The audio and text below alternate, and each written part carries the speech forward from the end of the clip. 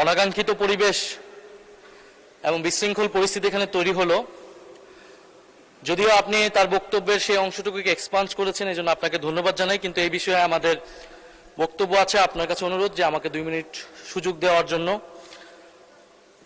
মাননীয় সংসদ সদস্য উনি বিভিন্ন সময় বক্তব্য দেন, আমরা মনোযোগ দিয়ে ওনার কথা শুনি। ওনার বক্তব্যে সূক্ষ্ম রসবোধ, ইতিহাস চেতনা সবকিছুই আমরা গভীরভাবে। মাননীয় সদস্য, আপনি কি কথা বলতে চাচ্ছেন? জি মাননীয় স্পিকার। আচ্ছা, অসংখ্য ধন্যবাদ। ওনাকে 2 মিনিটের জন্য দেয়া হোক প্লিজ। কিন্তু মাননীয় স্পিকার, আজকে উনি ওনার বক্তব্যে যা বলেছেন তা আসলে সংসদীয় রীতিনীতি এবং আমাদের সাংবিধানিক অধিকার সকল কিছু সীমাকে অতিক্রম করে গিয়েছে।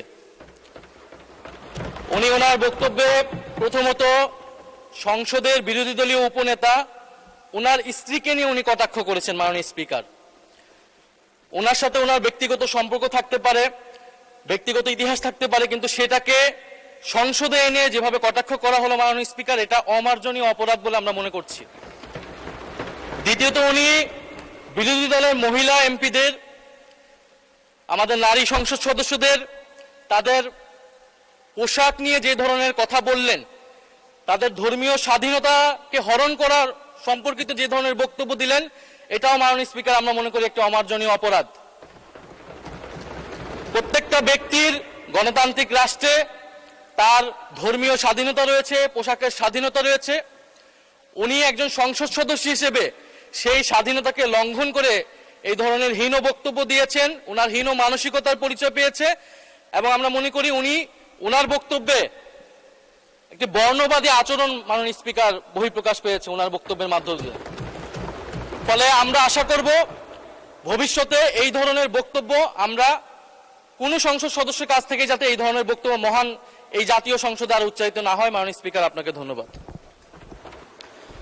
ধন্যবাদ মাননীয় সদস্য। আপনি সর্বশেষ যে কথাটা বললেন সেটা আমি বলেছি, এবং ওনার ওই অংশটুকু সংসদীয় রীতিনীতির বাইরে যে কথাবার্তা হয়েছে সেগুলো এক্সপান্স করার নির্দেশনা দেওয়া হয়েছে ইতিমধ্যে, এবং আমি একটা রুলিংও দিয়েছি towards all the rights honourable members. সংসদে বসে আমরা কারো ব্যক্তিগত স্বাধীনতা নিয়ে কথা বলবো না, আমাদের ডিগনিটি আমরা রাখবো। অসংখ্য ধন্যবাদ মাননীয় চিফ হুইপ।